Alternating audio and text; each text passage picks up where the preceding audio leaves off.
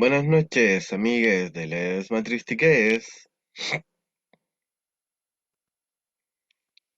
En esta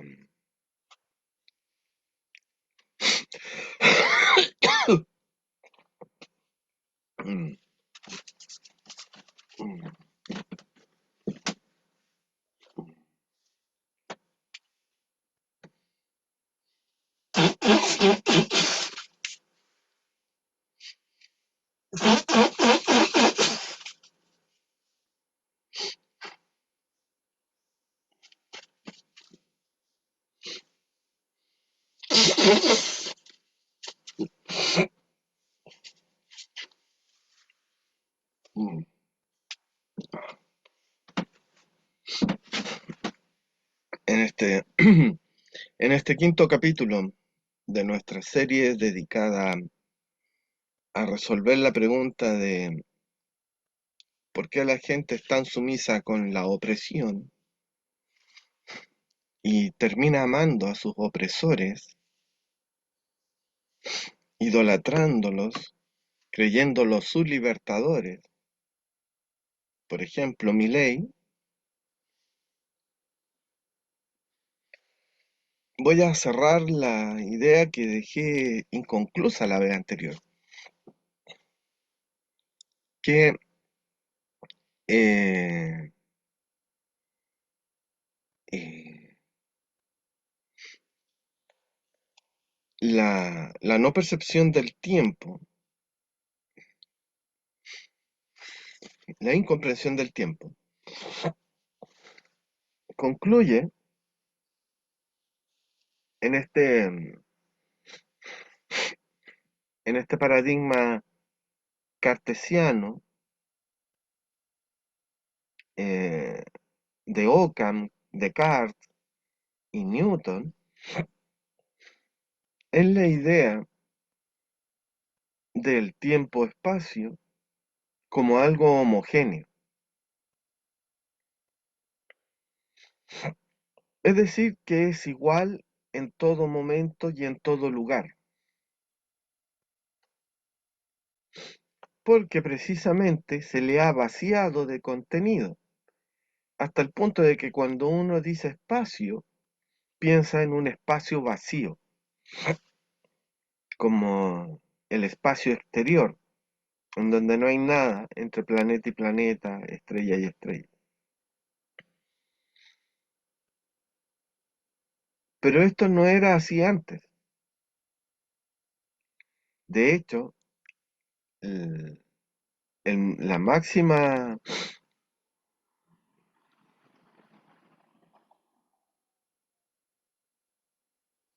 como dijéramos, la idea más importante a la cual llega Newton es precisamente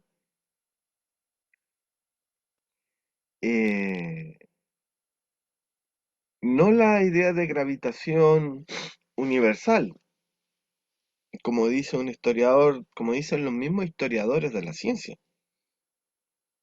sino que la idea de que el espacio es algo homogéneo en todas sus partes, es igual.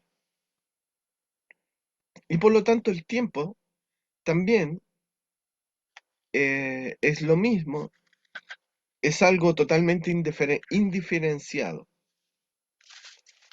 Y esta indiferencia, no en el sentido afectivo, sino que en un sentido de continuidad,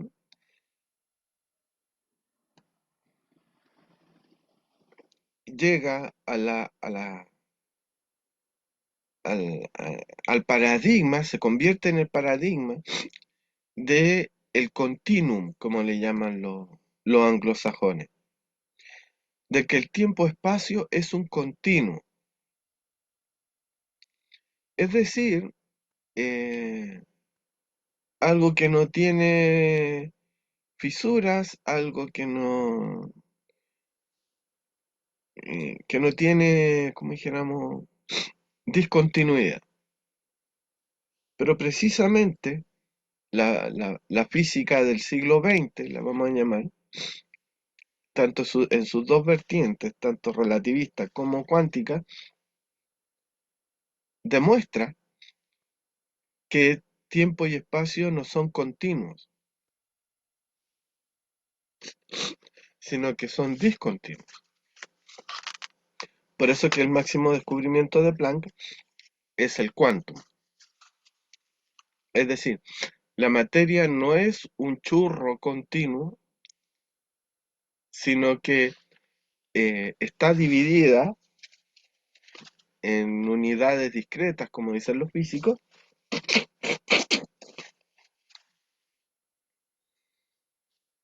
es decir, en corpúsculos. Podríamos decir eh, como grumos. No hay leche, que sería el continuo, es decir, algo uniforme, homogéneamente constituido, sino que solo hay grumos. Y estos grumos son los átomos. Y dentro de los átomos, las partículas subatómicas. Hasta que llegamos al nivel de fluctuación cuántica, en donde a veces hay partículas y a veces no hay partículas.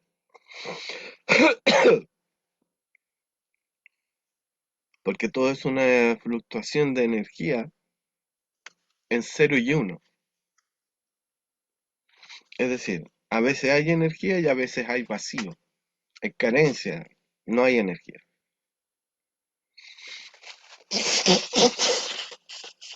Oh, disculpen, estoy resfriado. Me acabo de dar cuenta que estoy resfriado.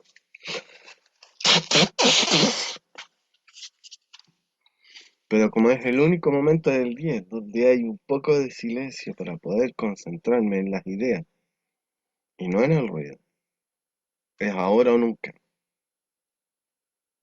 Y es ahí la prueba empírica de la discontinuidad del tiempo. No todo tiempo sirve para cualquier cosa. Hay tiempos y tiempos, hay momentos y momentos, lo cual nos retrocede al Eclesiastés, que dice que hay un tiempo para nacer y un tiempo para morir. Entonces la concepción de Galileo, Descartes, Newton, hasta Planck, del espacio y el tiempo como una continuidad uniforme, homogénea, eh, continua, es falsa. Y sobre esa falsedad se edifica toda la ciencia moderna, hasta Planck y Einstein. Entonces,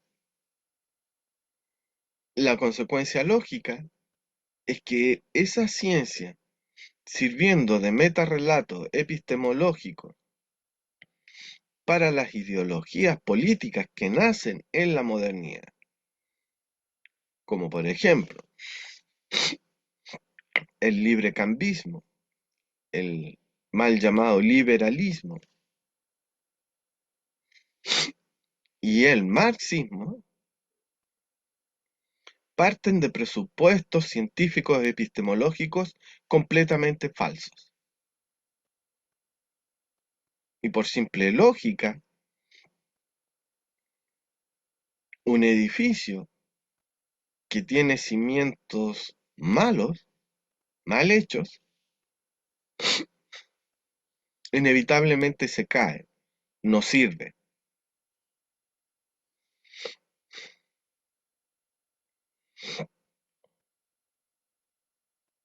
Entonces, ¿qué nos espera? Por eso que la política es incapaz de resolver los problemas humanos, porque las ideologías que orientan y articulan, organizan,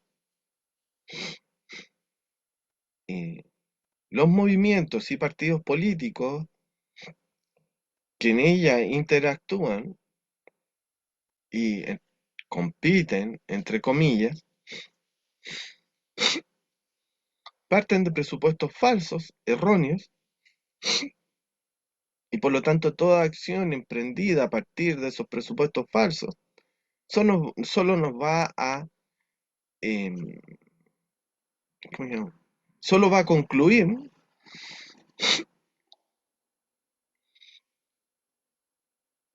en acciones erróneas. De un error no puedes sacar un acierto. De un error solo nace otro error, se perpetúan entre sí. Precisamente como una enfermedad infectocontagiosa. O peor aún, genética. Si tienes los mismos genes, va a tener la misma enfermedad. Y esa enfermedad se llama sistema patriarcal.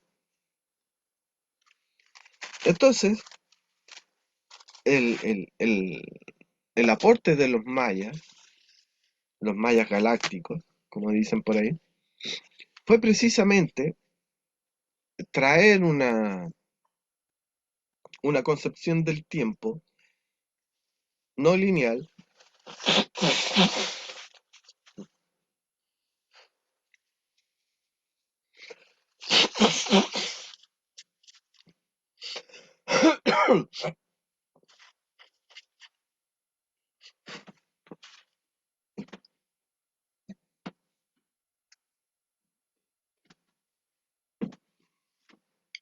pero tampoco del todo circular,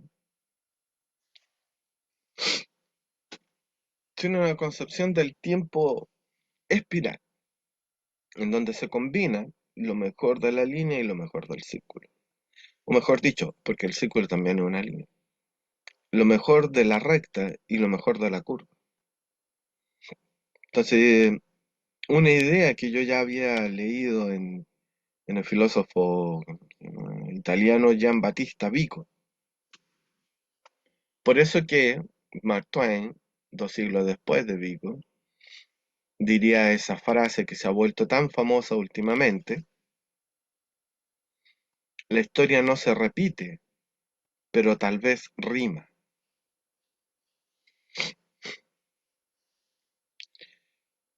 Y claro, ¿cómo no va a rimar si los presupuestos básicos sobre los cuales se edifica todo lo que llamamos civilización están podridos?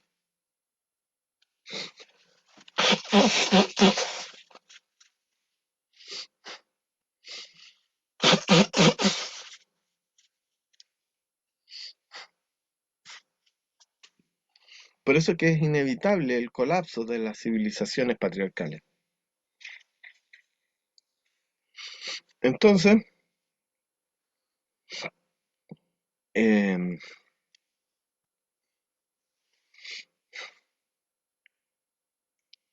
el,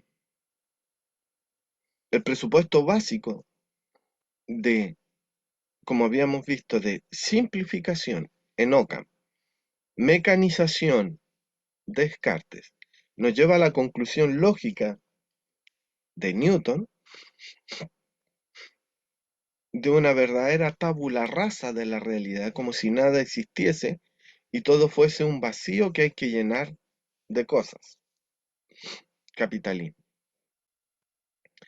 Capitalismo moderno industrial. Porque como ya dije, el capitalismo originalmente era la cabeza de ganado allá en el centro de Asia, aproximadamente el 10.000 a.C., durante la última, la más reciente glaciación.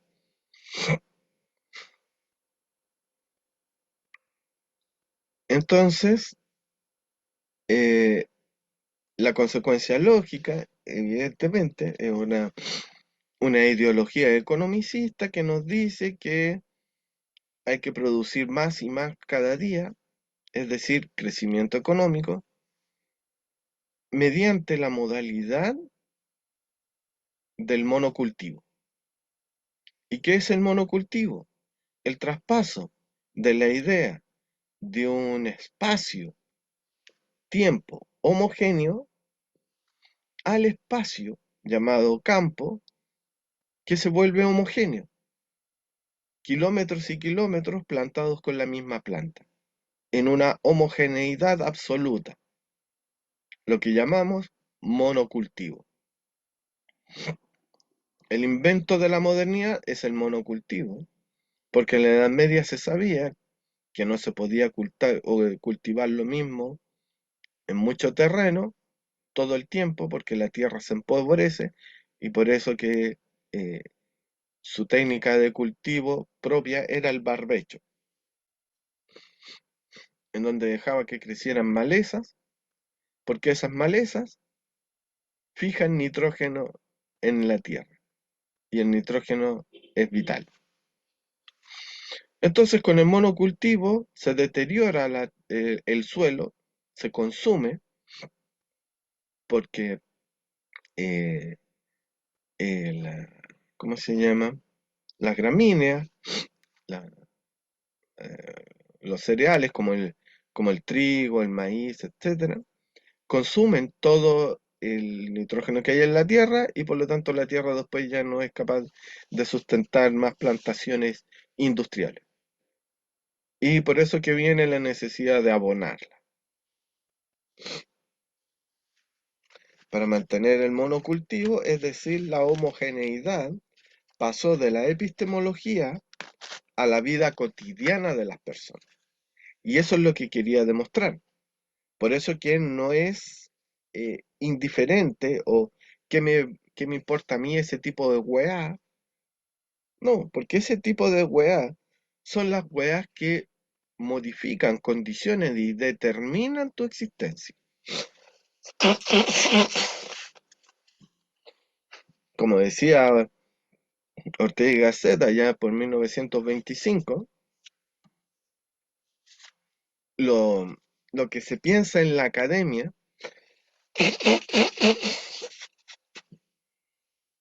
décadas después va a ser determinante en la vida cotidiana, va a ser de lo que se hable y se grite en las calles. Ejemplo, el mal llamado liberalismo es algo que pensó un filósofo, lo que llamamos marxismo también es algo que pensó un filósofo en su, ¿cómo se dice? En su torre de cristal, y esa idea cuando ya cristalizó, nunca mejor dicho, desciende al pueblo, a la gente, al vulgo, es vulgarizada por los transmisores del momento, los proselitistas del movimiento, y terminan retazos de esa teoría, convertida ya en eslogan, en frase, incrustándose en la mente de la gente que es incapaz de pensar por sí misma una teoría. Y con estas, ¿cómo se dice? Ah, y con estas mutilaciones y retazos de verdadera teoría, es decir, una idea compleja y abarcativa de la realidad,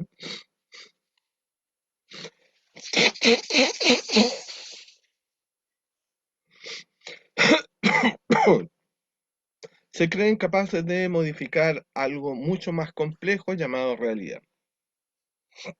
Porque toda teoría, mal que les pese, a- mal que nos pesa a todos los filósofos, nunca va a ser lo suficientemente compleja para dar cuenta de la extrema complejidad de la realidad.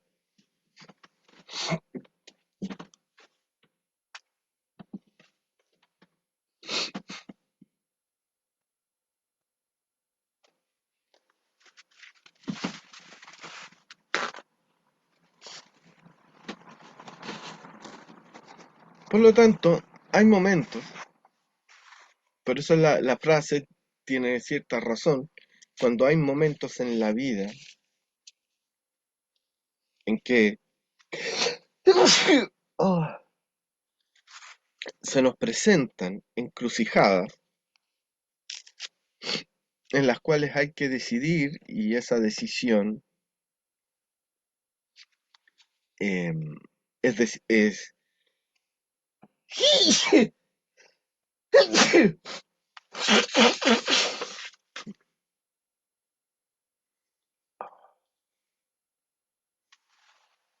es crucial, porque precisamente nos hace cruzar de un mundo a otro, de un tipo de vida a otro. Y cuando estamos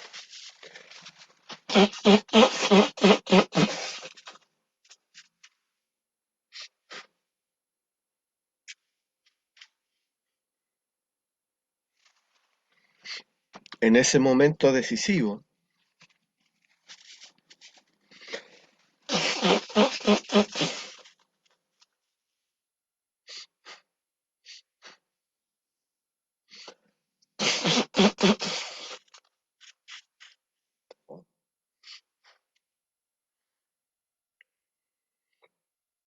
que marca un antes y un después en nuestras vidas,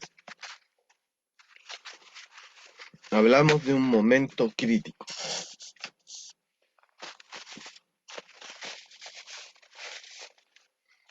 porque ya no hay vuelta atrás. Entonces, un momento decisivo, por ejemplo, puede ser cualquier cosa. Puede ser, compro pan batido o compro ayuyas.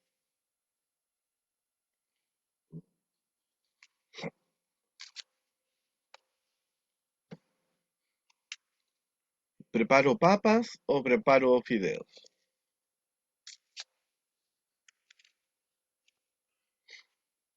Veo el canal uno o veo el canal 2.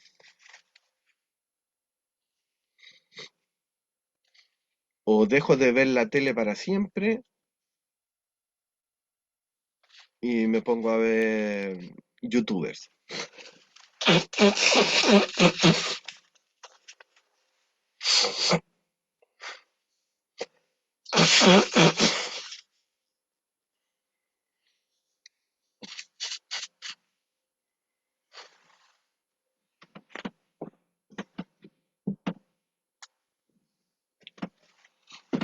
Por lo tanto, un momento decisivo puede ser cualquier momento en la vida. Uno toma miles de decisiones diarias de manera inconsciente, porque esas decisiones no van a modificar el estilo de vida, sino que están dentro de un estilo de vida. Por eso es lo que decíamos anteriormente. No es lo mismo modificar algo en, dentro del sistema, como modificar el sistema. Y es ahí que el sistema siempre se defiende para que lo modifiquen. Porque siempre hay alguien que sale ganando con el sistema. Y ese no quiere dejar de ganar. Solo los que no ganamos con el sistema queremos modificar el sistema.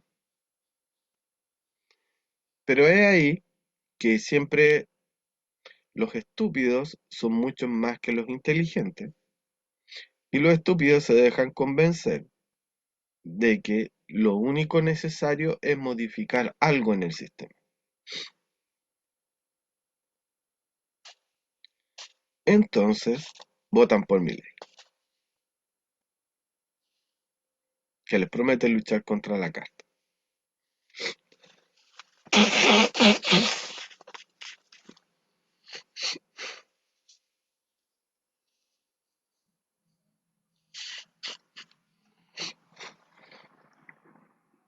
Luchar contra la casta es algo revolucionario, porque la casta es el orden, porque la casta es el sistema.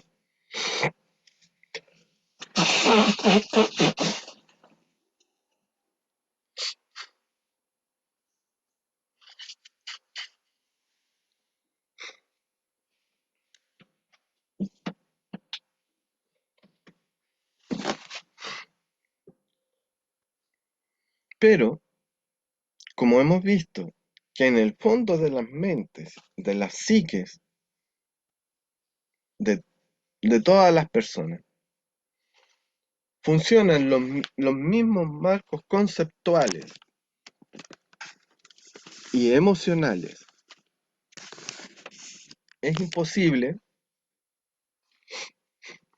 el cambio de sistema, el cambio de sociedad, el cambio de civilización,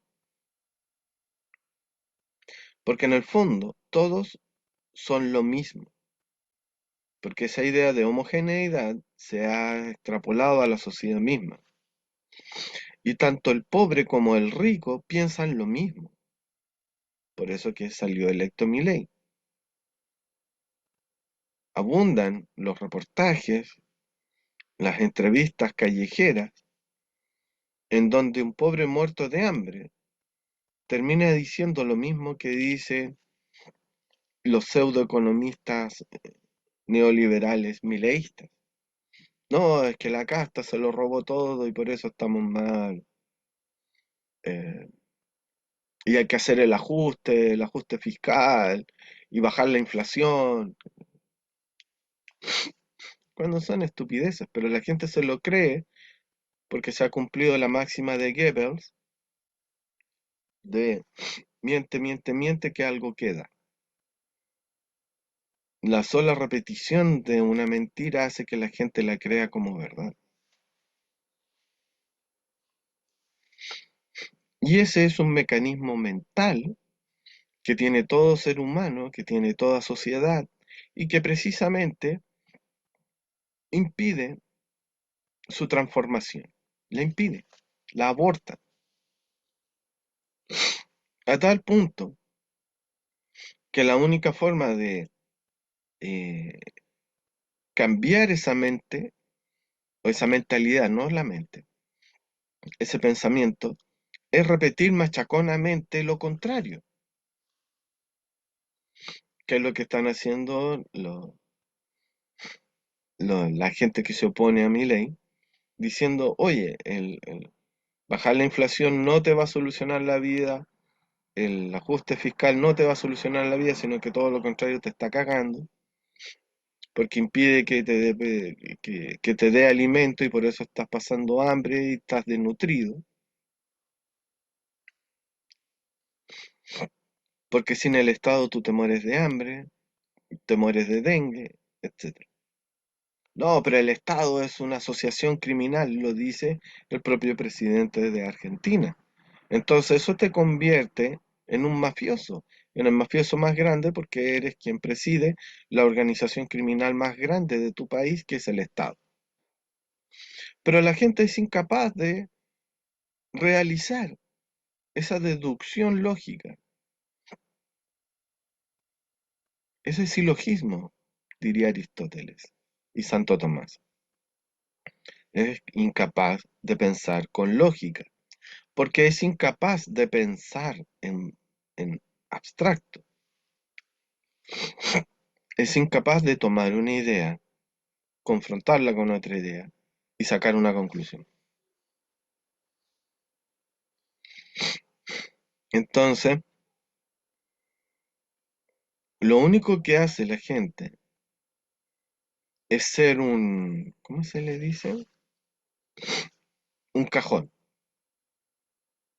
Y a ese cajón machaconamente se le llena con una idea, el ajuste fiscal, por ejemplo, y no es absolutamente incapaz de sacarse esa estupidez de la cabeza hasta que llega otro y le dice el impuesto a los ricos.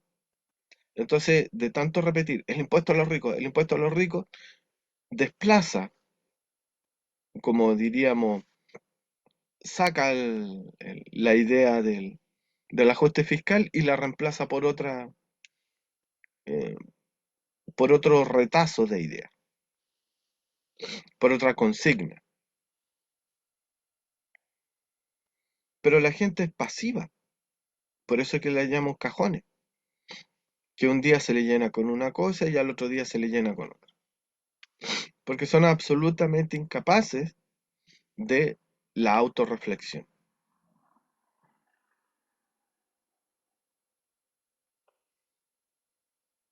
¿Y esto qué tiene que ver con todo lo hablado anteriormente? Precisamente porque ha perdido el contacto consigo mismo, con su cuerpo, con su inconsciente,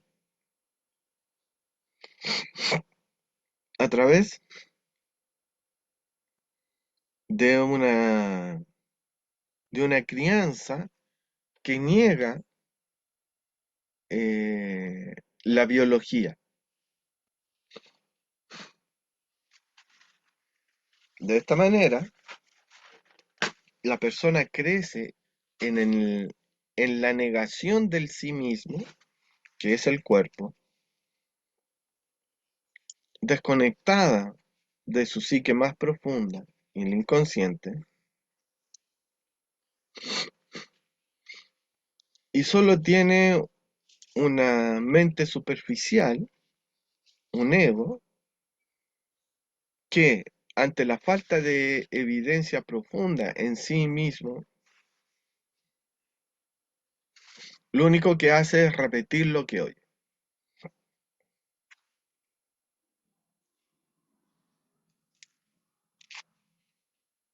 Entonces,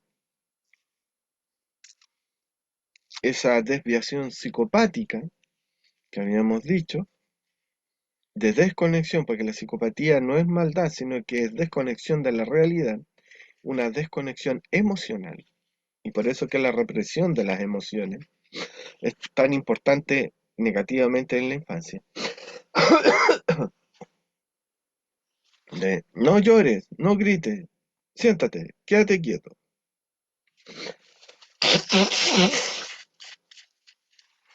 Cállate, no preguntes, obedece. Te tratan como un soldado.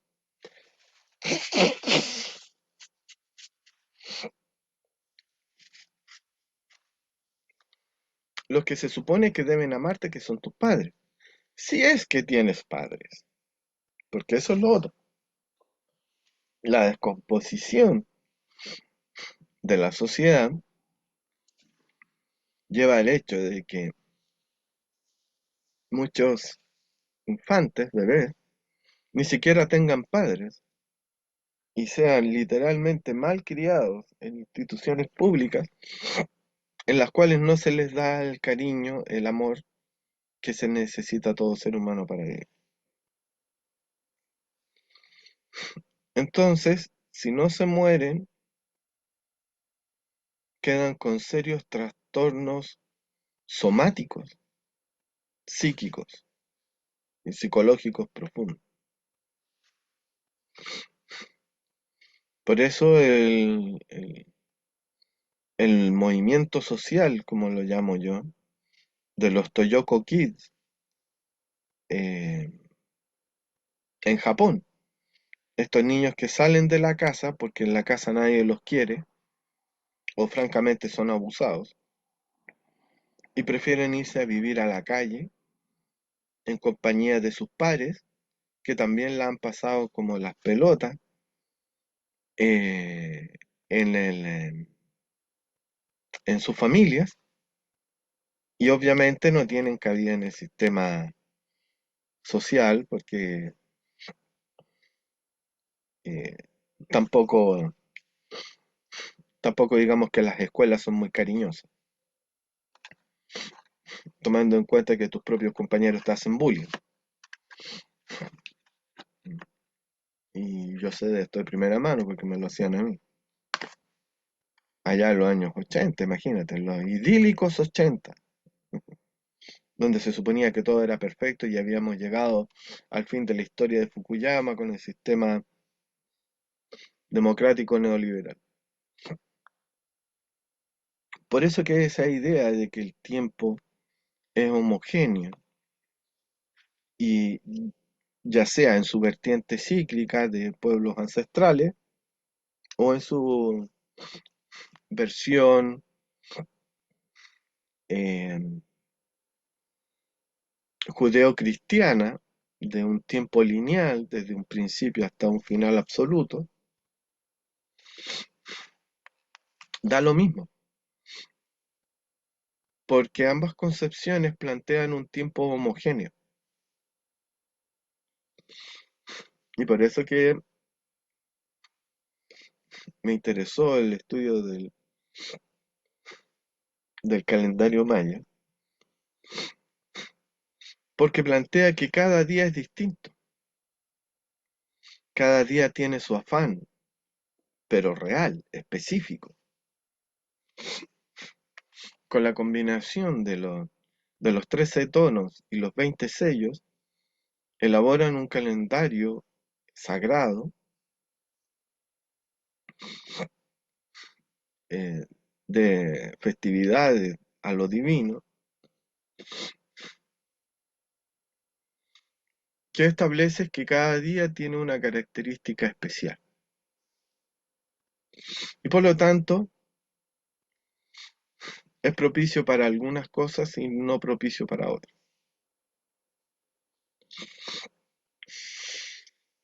Como dirían los romanos, fastos y nefastos.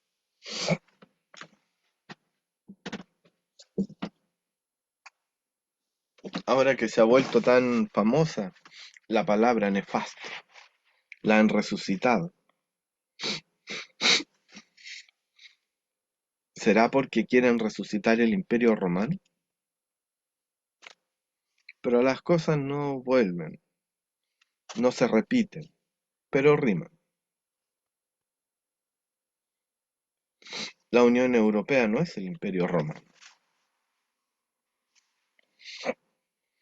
Estados Unidos quiere convertirse en el imperio romano, pero tampoco.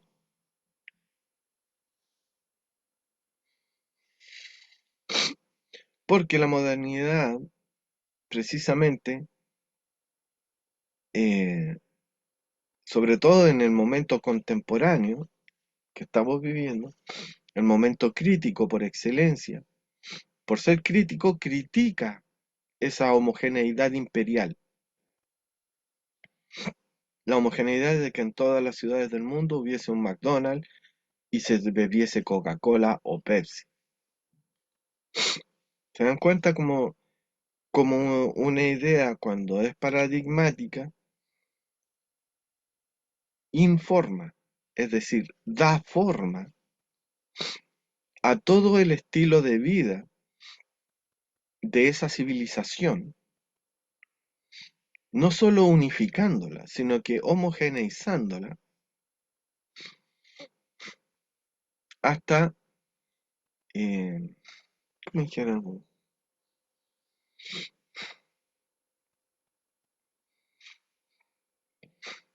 La completa disolución de toda diferencia.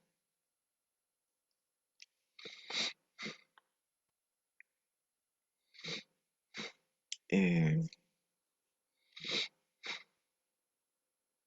de ese modo, tú eh, entras en una contradicción ontológica, porque mientras el discurso oficial del liberalismo, sobre todo del neoliberalismo, sobre todo del anarcopichulismo, exacerba la figura del individuo. No, que tú eres un individuo y tus libertades son pasadas a llevar por la organización criminal del Estado que te aplasta, que te oprime, que usa la coerción para cobrarte impuestos, que al final tú no puedes usarlos en tu beneficio,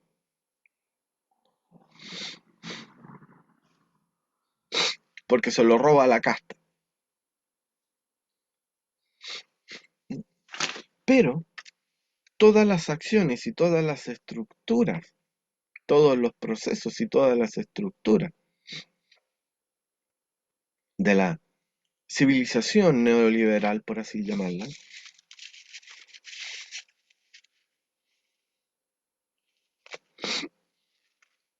eh, están diseñados con la intención de borrar toda individualidad. Entonces ahí llego, en ese momento llego a la conclusión de que aquello de lo cual más se habla es lo de lo cual menos hay. Es decir, nunca se ha hablado más de libertad que durante el periodo neoliberal, pero resulta que es cuando menos libertad hay,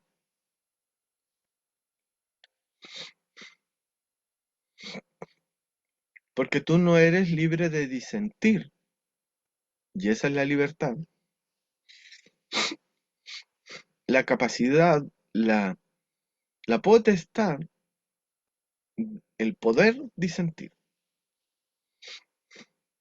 Pero tú no puedes disentir con mi ley, que inmediatamente te grita, te insulta, te llama mongólico, te llama zurdo, como si fuesen insultos. Por lo tanto, no hay capacidad de libre pensamiento, tú estás obligado a pensar como él. Entonces, quien más proclama la libertad es quien más atenta en contra de ellas. Y esa contradicción carcome las bases ontológicas, incluso biológicas, de toda civilización, de toda sociedad patriarcal. Porque en el fondo toda sociedad patriarcal no está ni ahí con la libertad, sino que en contra de ella. Es una sociedad eh, estructurada, diseñada, con una arquitectura de control.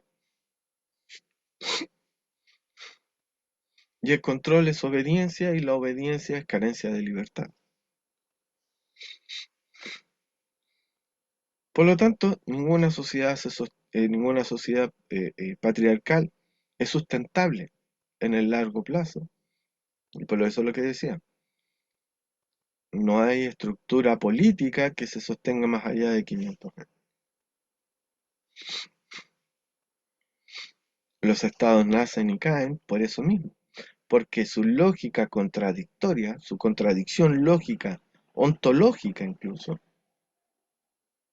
eh, los carcome, debilitando sus cimientos biológicos, que es la misma población, y por eso que las sociedades todas experimentan una baja natalidad, todas las sociedades entre comillas desarrolladas, y solo en las sociedades no desarrolladas, algunas, experimentan aumento poblacional. Por eso que el mundo está, o Occidente, mejor dicho, está en contra de África, porque en África, no estando desarrollados, es el único lugar donde, a pesar del hambre, a pesar de las guerras civiles, eh, a pesar de las pandemias, a pesar de que les venden los remedios y vacunas vencidos, no dejan de procrear y tienen eh, aumento poblacional, a tal punto que, como no se puede sostener en el mismo continente, emigran masivamente a Europa.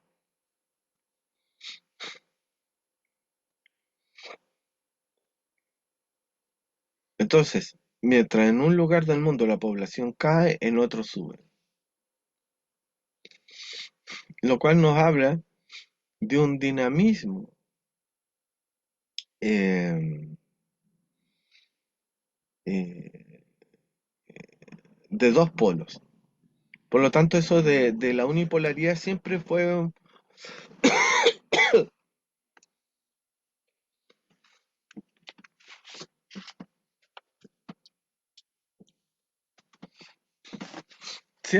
un embuste, un cuento gringo, la idea de cómo pasamos de los cuentos chinos a los cuentos gringos, una mentira en el fondo, eso de la unipolaridad, porque no puede haber un solo polo, siempre tienen que haber dos polos. Y las migraciones permiten comprobar esos dos polos. La migración hispanoamericana a Estados Unidos y la emigración eh, africana a Europa.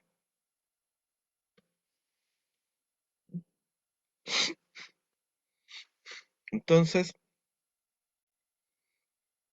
esos son los verdaderos polos que mueven la historia de la humanidad. Y en tanto existan esos polos, la historia no se detiene. Porque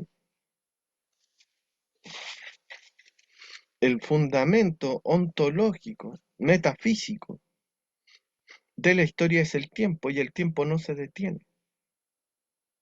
Parafraseando al científico de Jurassic Park,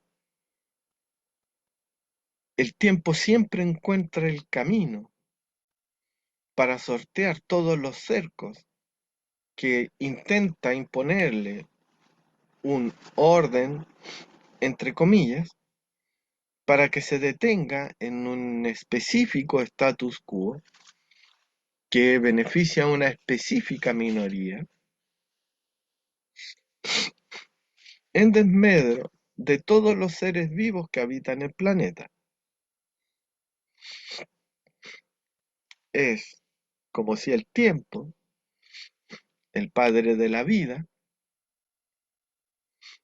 oyese el clamor de todos los seres vivos que sufren y mueren por millones. Recordemos que cada año se pierden aproximadamente 1000 especies de seres vivos, de todos los tipos.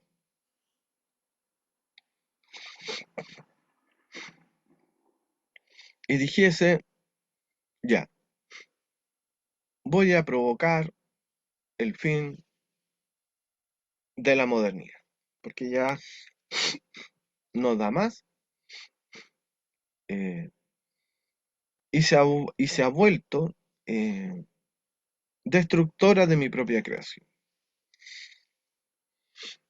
Por eso que el tiempo en las culturas ancestrales era considerado un dios, y en la greco-romana era cruel y duro, se comía a sus propios hijos. Pero esa es una desviación precisamente patriarcal del asunto.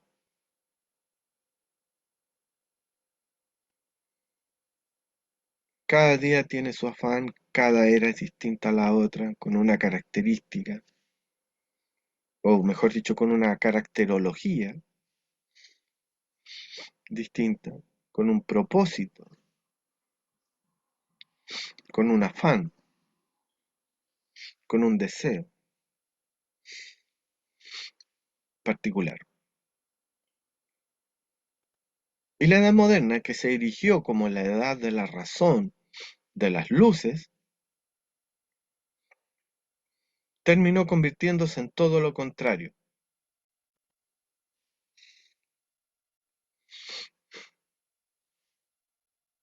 en la era de la sinrazón y la era del genocidio,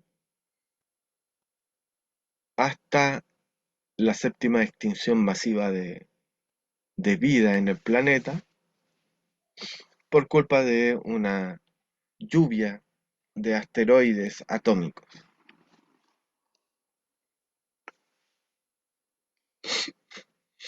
Como dije, somos nuestros propios dinosaurios. Es como si los dinosaurios se hubiesen suicidado. ¿En qué somos mejores que los dinosaurios? Por lo menos los dinosaurios no provocaron su propia muerte.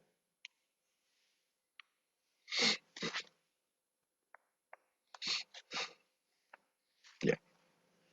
Por eso que en el libro de Morris Berman que estamos leyendo, le dedica todo un capítulo al pensamiento, y más que al pensamiento, a la psicología traumada del pobre Isaac Newton, y cómo sus traumas crearon una concepción del universo mutilada que terminó mutilándonos la vida a todos nosotros. Por lo tanto, Y de refilón, porque no era el propósito, la pelea nunca es en las calles, la pelea siempre es en las mentes, en las psiques. Y eso es algo que leí en un libro del facho eh, George Santayana, el pensador de origen español que pensó el siglo americano eh, en los años 50, si no me equivoco. Él decía que la política se ejerce en la mente y por eso la importancia de los medios de comunicación que invaden las mentes, las colonizan, les plantan semillas Monsanto y terminan homogeneizando grandes masas que terminan pensando que Putin es el segundo Hitler y que no hay que darle nada porque se cometería el mismo error que se cometió en Hitler, con Hitler, en la conferencia de Múnich, donde se le cedió Checoslovaquia, donde se le cedió los Sudetes, y en este caso los nuevos Sudetes, tal como dije hace 2 años, es el Donbass, porque al igual que los Sudetes, el argumento que esgrimía el nazismo era que hablaban alemán, y bueno, el Donbass y toda Nueva Rosilla eh,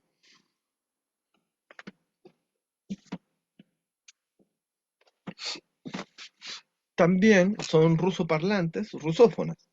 Entonces la coincidencia, por eso que la historia no se repite, pero rima, la coincidencia accidental de que el teatro de operaciones sea una región donde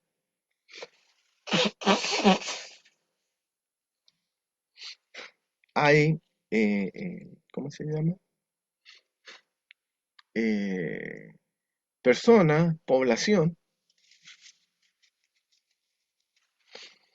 que habla el mismo idioma que la potencia militar, la potencia militar del momento, ese es el argumento, la falacia, porque es un argumento falaz, la falacia histórica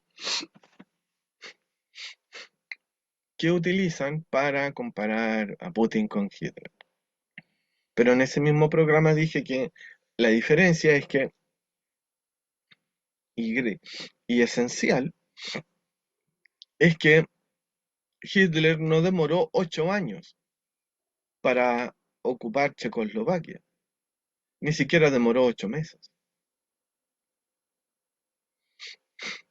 Entonces, utilizando el comodín del Carlitos Marx, una gran diferencia cuantitativa se convierte en una diferencia cualitativa.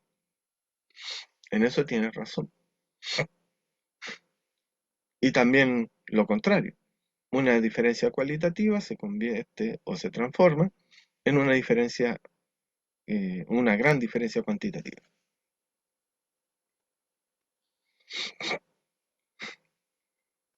Si Rusia y Putin fuesen realmente este estado totalitario, neonazi, expansionista, habría actuado igual como actuó la Alemania nazi, que reclamó la anexión de los Sudetes, que antiguamente era la provincia de Bohemia, en el Sacro Imperio Romano Germánico, de ahí viene lo de bohemios, y claro, ¿cómo no iban a hablar alemán si durante 1000 años hubo alemanes ahí? Pero eh, la idea era que solo tuviera los Sudetes. Pocos meses después anexiona toda Checoslovaquia. Entonces, Lo mismo se está diciendo ahora, que se suponía que iba por el Donbass, pero ahora está en las otras dos provincias y que quiere seguirse expandiendo para tomar Kharkov y Odessa. Da lo mismo. Pero el hecho de que las hostilidades de la guerra civil ucraniana, porque esa es la realidad, comenzó el 2014, poco después del famoso Euromaidán, que fue un golpe de Estado. Entonces, ¿por qué no actuó el 2014 teniendo la misma justificación que el 2022? Oye, están matando civiles en una guerra civil desigual, en donde el gobierno central del Estado está matando a la gente de las provincias. El casus belli estaba ya en 2014. ¿Por qué no actuó el 2014 y se esperó hasta el 2022? Hitler no habría esperado 8 años. Y eso es lo que marca la diferencia. Porque Hitler no creía en los tratados, en los acuerdos políticos. Simplemente los usaba como cortinas de humo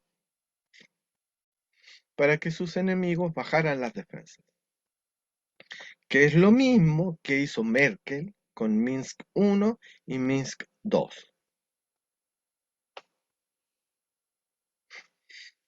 Los alemanes actuando como alemanes. Los rusos actuando como rusos. Creyeron, Stalin creyó en el tratado Ribbentrop-Molotov y se comió en la Operación Barbarossa.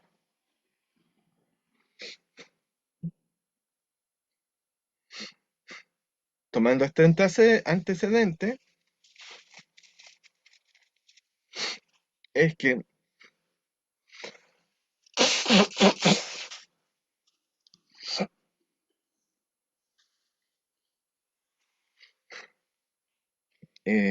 ¿cómo se llama? Putin, al ver fracasados o al ver que no son sinceros los acuerdos antes mencionados, Minsk, la capital de Bielorrusia, invadida por los nazis rumbo a Moscú en 1941, si se da todo hasta en el mismo espacio geográfico, ¿se dan cuenta?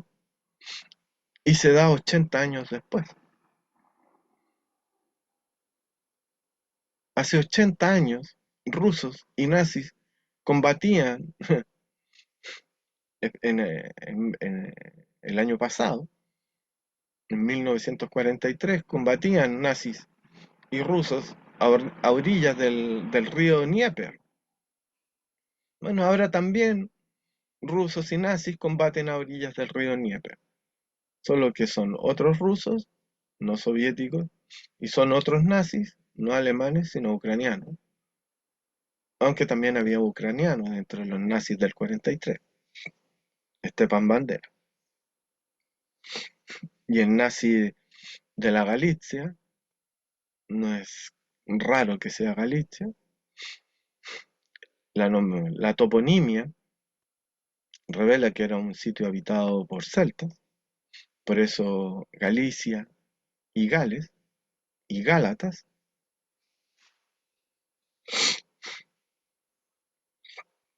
que aplaudieron en el Parlamento canadiense el año pasado, celebrándole el hecho de que haya matado rusos en la Segunda Guerra Mundial, olvidando que quienes mataban rusos en la Segunda Guerra Mundial eran nazis. Por lo tanto, ahora ser nazi es ser bueno. Las contradicciones de la modernidad líquida, como diría el polaco Zygmunt Bauman.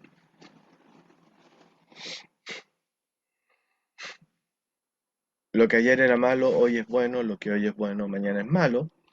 lo cual nos retrotrae a nuestro gran clásico, 1984, George Orwell. La verdad es mentira. Y como el héroe de ayer mañana es un criminal, cosa que Orwell aprendió de Stalin,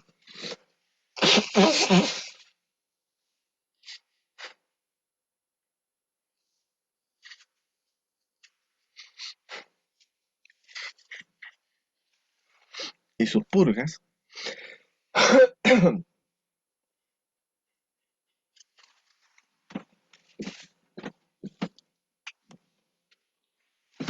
porque nadie puede opacar al número uno, nadie puede opacar al líder. Entonces cuando alguien hace cosas muy importantes, llamativas y buenas para el pueblo, ese tipo está autocondenándose a la muerte.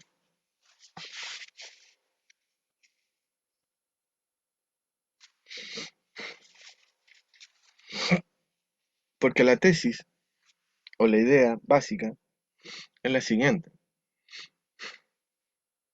¿Cómo yo demuestro que estamos viviendo en el mejor de los mundos posibles, impidiendo que haya gente que demuestre que este no es el mejor de los mundos posibles, porque son cosas, porque hacen posibles y hacen reales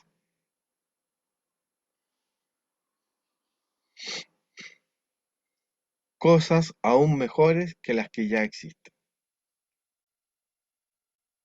Y en ese sentido,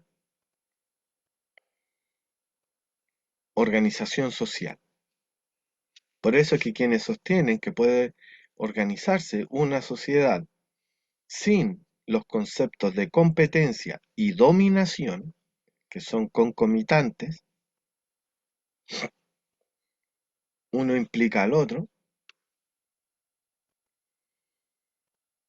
eh, deben ser eliminados.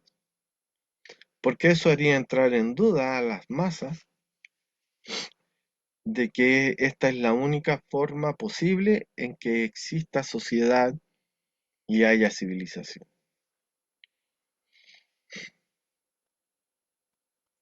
Y para eso hay que socializarlos,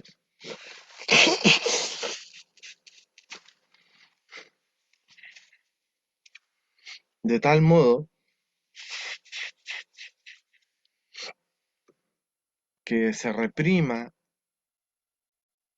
que se repriman los instintos que te llevan a cuestionar las cosas y a plantear una diferencia.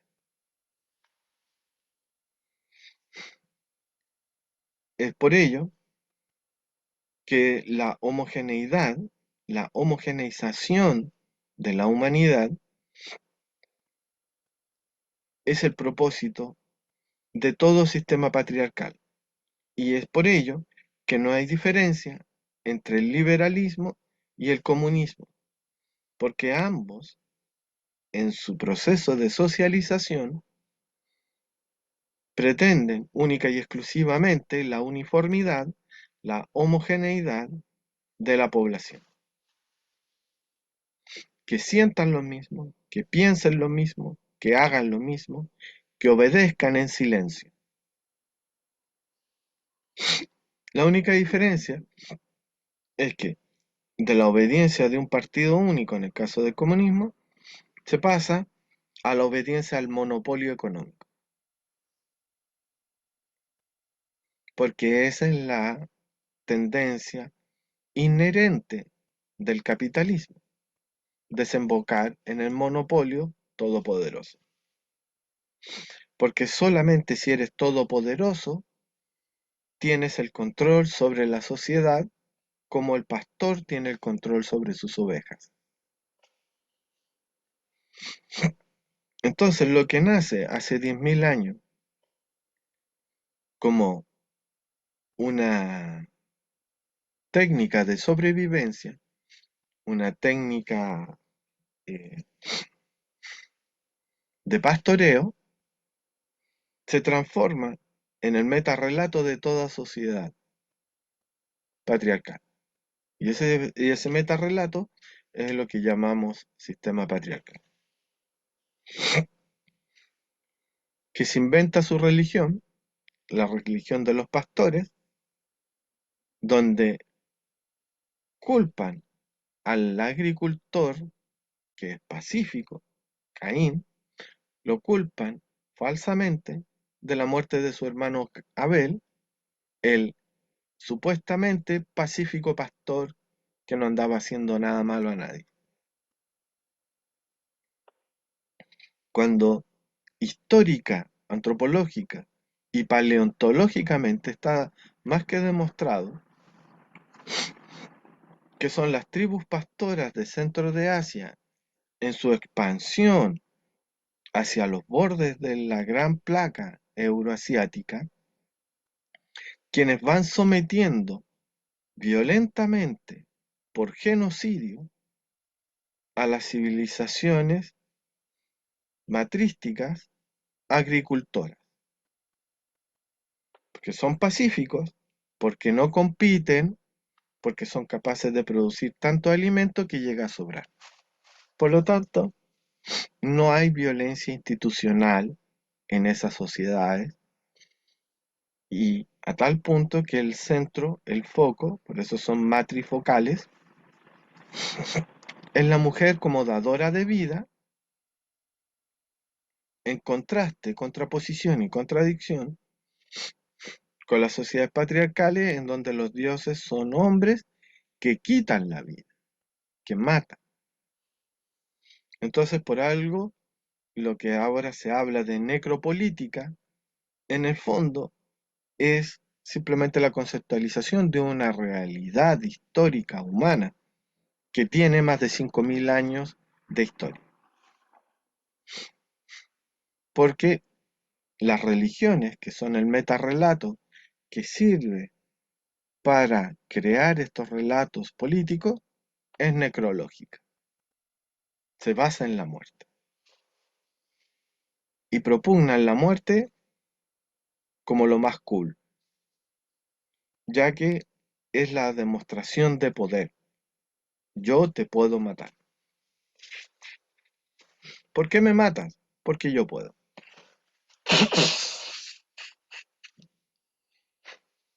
Recuerdo cuando Tucídides relata la masacre de una isla que había rehusado pagar el impuesto a la Confederación de Delos que ellos regentaban, porque ya literalmente ya no tenían con qué seguir pagando el impuesto a menos que dejaran de comer y murieran por inanición. Bueno, igual te vamos a matar, o sea, si no pagas te matamos. Y los mataron y a los que estaban vivos lo hicieron esclavos para pagar la deuda de los impuestos. En ese sentido sí es cierto que los impuestos son bajo coerción. Y justamente uno de los expoliados le dice, pero ustedes saben que esto es injusto. Y que esto no solamente es injusto, sino que es incluso contraproducente porque les va a generar mala fama, diríamos ahora. Parafraseo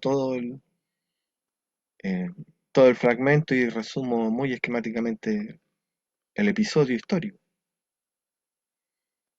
Y el estrategos ateniense, a la pregunta, le dice, bueno, ¿y por qué lo hacen? Si no solamente es malo e injusto, sino que hasta estúpido, porque esto le va a dar razón a sus enemigos de que ustedes son malos. Bueno, lo hacemos simplemente porque podemos. Podemos porque tenemos más poder militar que tú. Bueno, eso le granjeó a Atenas el odio de mucha gente y que tipos que en un principio estaban con ellos, cuando lideraron la Segunda Guerra Pérsica en contra del Imperio, y la Armada ateniense derrotó a la Armada combinada de persas y fenicios en el estrecho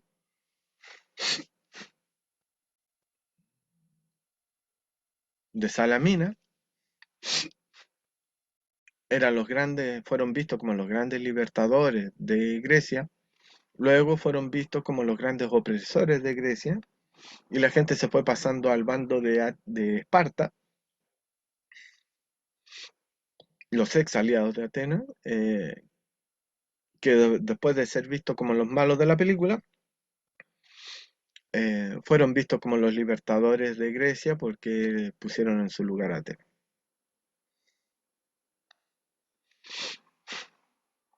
Y estas luchas civiles al interior de Grecia la debilitaron de tal modo que cayó bajo el dominio de Macedonia. Por lo tanto, estas guerras civiles dentro de los países occidentales, porque Rusia es occidental, a pesar mal que le pese, toda esta guerra de Ucrania no es más que una guerra civil, primero al interior de Ucrania y luego al interior de Occidente mismo, porque eh, todos son occidentes. Eh, va a terminar con la consecuencia lógica de todos tan debilitados que va a llegar una China y va a dominar todo.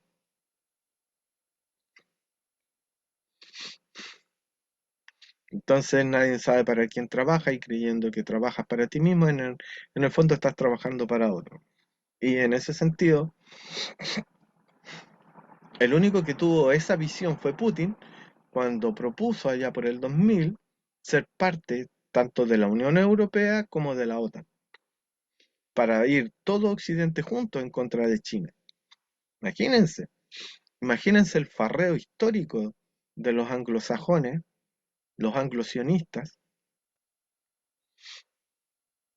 que eh, se farrearon la oportunidad de volver a ser la hegemonía universal. Bueno, se jodían.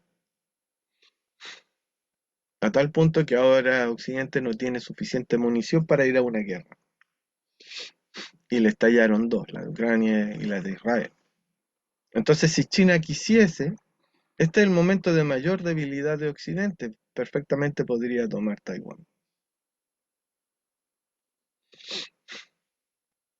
Estados Unidos no tendría con qué contraatacar de manera convencional. Con lo único que podría contraatacar es con misiles atómicos. Y solamente el miedo a la bomba atómica detiene la ocupación china de Taiwán.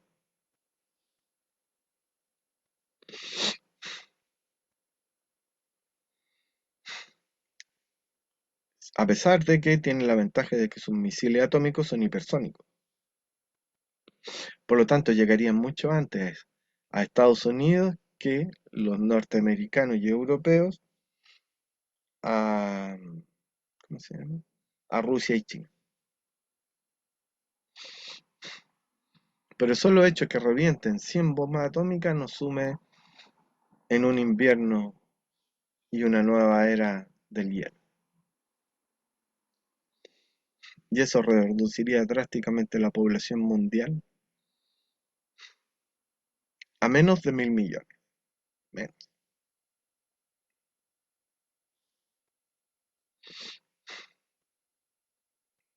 Por lo tanto, tienen que pensarlo dos veces antes de apretar el botón. Porque una vez apretado el botón no hay vuelta atrás.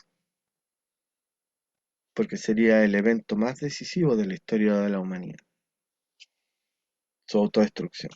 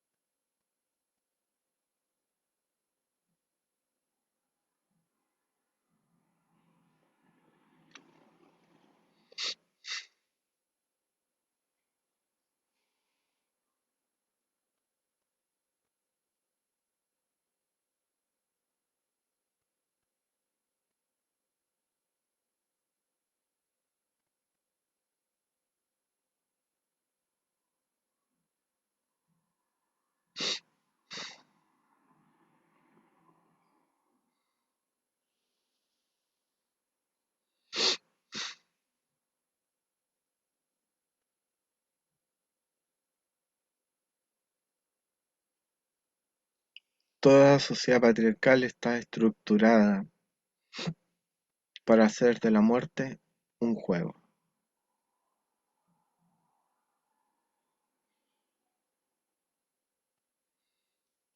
Exterminio. Es el objetivo de toda sociedad patriarcal. Por eso pongo estas imágenes de este juego. Porque el propósito social de los juegos es descargar esa ira contenida durante todo el día de maltrato de tus jefes, de los políticos, incluso de tu propia familia, de los conciudadanos que si pudieran te robarían, te matarían, contra figuras virtuales, porque no hay pecado en matar un ¿cómo se dice? Un avatar de otro jugador, porque no estás matando a un ser humano. Pero todo descansa bajo, o mejor dicho, descansa sobre el mismo principio de que matar es bueno, matar es divertido, matar es un placer.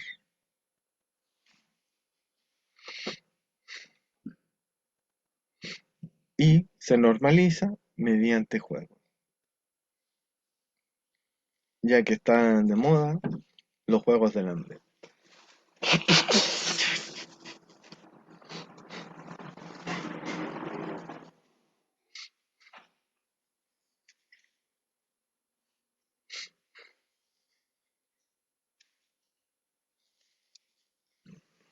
Ah, bueno, antes de que estalle la guerra mundial va a estallar la guerra sudamericana de Argentina y Chile contra y Paraguay contra Brasil por el control de la hidrovía Río Paraná, por donde China envía el 80% de los millones de toneladas de comida que llegan a Brasil. De esta manera, eh, Estados Unidos le crearía problemas alimenticios e inflacionarios a China para detener su crecimiento económico y a la vez debilitaría el empoderamiento de, ¿cómo se llama? Ah, de Brasil como eje ordenador del subcontinente de Sudamérica. Y por eso que Milei regala bases y permite que los ingenieros militares supervisen toda la hidrovía, generando un incidente fronterizo por persecución de narcoterroristas que han puesto de moda el concepto, esa falacia conceptual, para permitir la militarización de la zona. Y como ya están los militares, es mucho más fácil que crucen el río, porque ya están en el borde del río. En cambio, eh, el, el tener que movilizar desde la nada y hacerlos cruzar miles de kilómetros eh, sería demasiado evidente como para no ser evitado por Brasil. Pero si lo van moviendo de a poquito, eh, pocas fuerzas, no si son patrullas limítrofes nomás. Entonces Brasil no tendría una excusa para también movilizar sus tropas.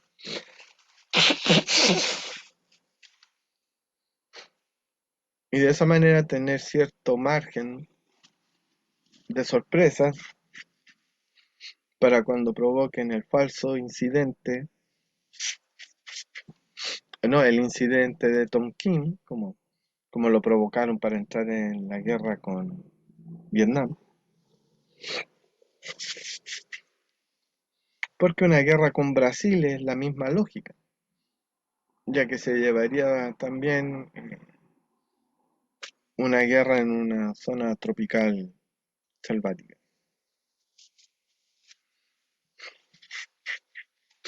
No recordaba dónde había visto esta página.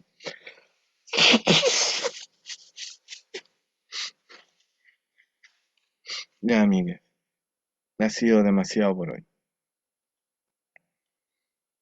Tenía que